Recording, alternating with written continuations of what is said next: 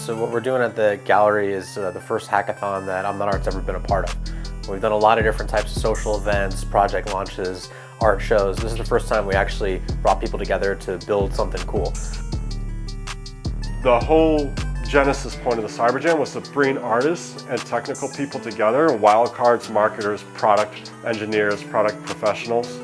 Bring all these persona types together and let's see what they can build as like a whole. So the sum of the parts are bigger than the whole. I think we're doing that and we're seeing that in person. I would say comparing this hackathon to others, it's more, I would say you learn more like holistic skills, like different domains. I would say other hackathons are very specific to like limited, like I'm learning a new programming language or some random technology thing. This is like you learn a lot from other people in other fields. Like you learn about music, you learn about art, learn about sales, a little bit about programming. Like it's a lot of different stuff.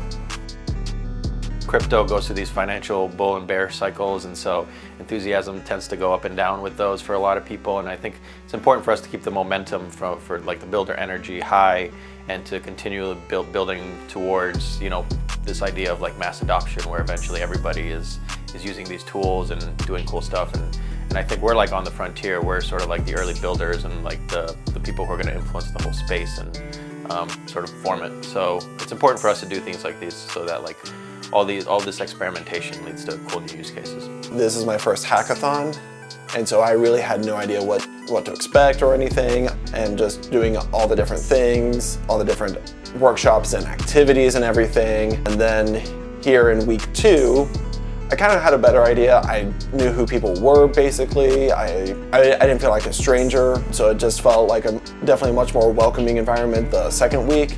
And just being able to kind of get back to work and present and get some feedback so that way we can continue working and finish up our projects.